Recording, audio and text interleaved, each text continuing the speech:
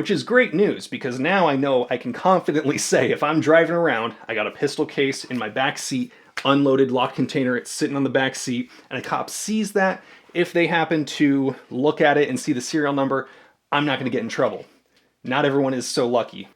This P365 is completely legal to purchase in the state of California, but owning it and transporting it and potentially trying to carry it could get you in some trouble, and today we're going to talk about that.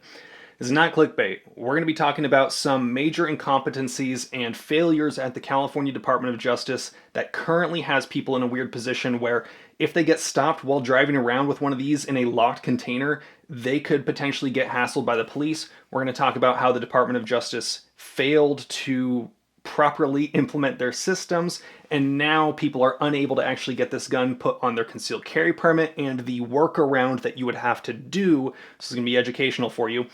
And we're going to talk about how some restrictions by your county sheriff could prevent you from carrying this gun in the first place. Before we do, I want to say a quick thank you to our sponsor. The sponsor of today's video is Delete Me. Now, Delete Me is a service that I personally have been using since 2020 when someone found out my personal phone number because of the information that was just posted publicly online on one of the many thousands of data broker websites. That was kind of scary. That was an eye-opener for me.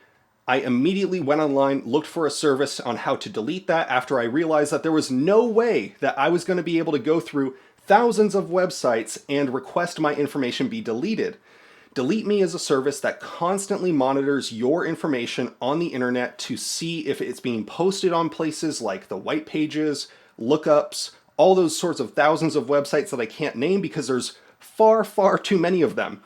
Delete Me has done an excellent job for me over the last 3 years. I've been paying for that service out of pocket for 3 years now, and recently they just decided they reached out to me cold to do an ad read for them, and I was stoked because I have been using the service for a long time. We're living in an interesting time where posting anything on Twitter that is any slightly further right than Karl Marx is grounds for punishment and death, according to the people of the internet.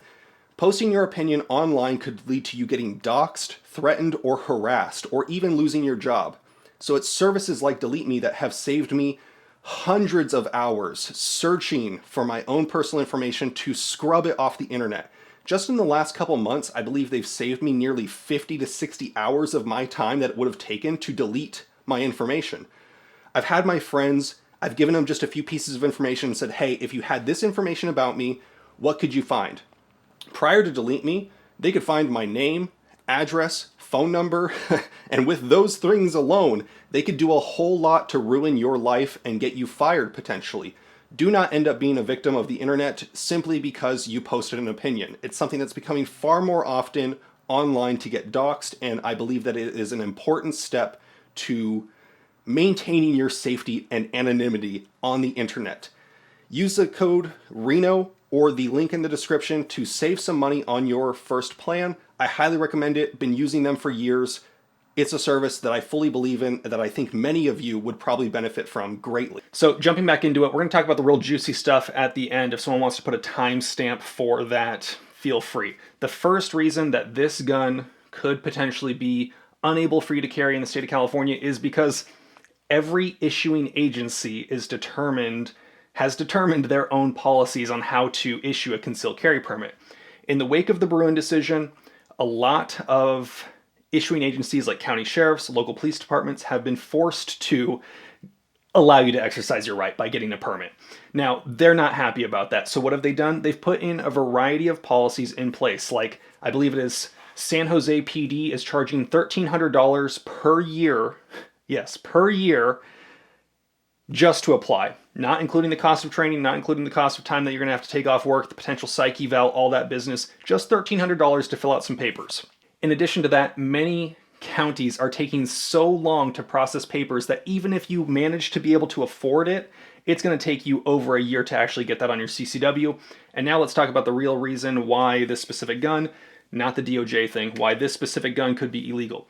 Your county sheriff or your local police chief might have certain restrictions, and chances are does have restrictions that you might not be aware about.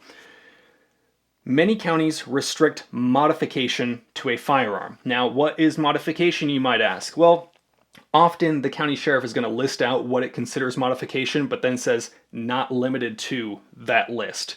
Some county sheriffs consider attaching a flashlight to their gun modification, attaching grip tape a modification, attaching a red dot a modification. Doesn't matter if this P365 has grips that are designed from SIG to be modular to be able to be swapped out. Doesn't matter.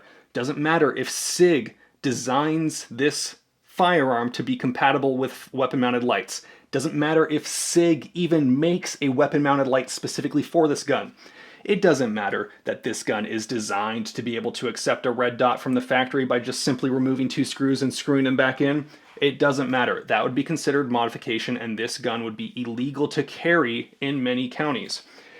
Now, the part that you all really tuned in for, this is the part that gets a little bit crazy when it comes to the ineptitude and the failures again and again. It seems like every 6 months we have to talk about how the DOJ screws something up, either intentionally or accidentally, and how it's a big hassle for gun owners. So let's talk about today's screw up. When the court case Boland versus Bonta, which I'm a plaintiff in that is put on by the CRPA, successfully removed microstamping from the requirements to add a handgun to the roster, the P365 was added. Now, this gun from the factory has a magazine disconnect and a loaded chamber indicator. There are videos on YouTube showing how to remove those. Now, this gun was very popular because it's new technology. The most updated, modern handgun we had otherwise was a Smith & Wesson Shield, which, for many reasons, I'm not a huge fan of. Now, the P365 was so successful, people purchased so many of these P365s in California that the DROS system, the dealer record of sale system that the DOJ runs, broke. It broke in 2 ways. One, people that purchased it in November, actually, they lost a significant amount of DROS data, meaning that you paid your fees, paid the state, waited 10 days. 10 days later or more, you come back, the gun store clicks a button saying, release the gun, you take the gun home. The DOJ did not have record of it because they lost the information, meaning that you legally own this gun. But if you were to be driving around and a cop stops you, asks to take a look at your firearm for whatever reason, they get reason to do so, it's in a locked container, you're transporting it legally, this gun would not be registered in your name, potentially, if you purchased it in November. Or if you just even purchased any handgun recently, because chances are it's still delayed. In November, so many people purchased this firearm that the DOJ system crashed and they don't have record of it. And you now have to do a workaround to get the information to the DOJ. It wouldn't be illegal for you to be driving around with this gun necessarily. I'm not a lawyer, this is not legal advice. But a cop could run the serial number on this gun, see that it's not registered to you, see that it's a modern handgun, and say, excuse me, what the, I'm not going to curse, but you know the deal. Now, that's a problem.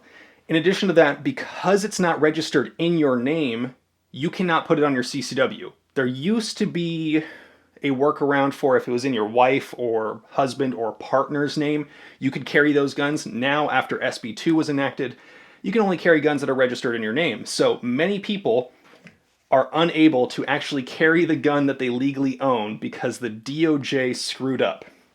In addition to that, there's been so many new handgun purchases and so many new firearms purchases in California that the system is delayed up to a month or 2 months. I reached out to the CCW coordinator in my county. I've been very friendly with her in the past. I've told people to be very friendly with her, so we have a good rapport. And I asked her, I said, hey, I've heard a lot of people running into issues with wanting to carry their gun. I purchased my gun around the time that a lot of people did that had this problem. Am I going to run into that issue, or should I try to get my ducks in a row before I go and apply for a modification to get this on my CCW? She did a little courtesy check for me. I'm not sure if that's supposed to happen, but she went ahead and checked for me.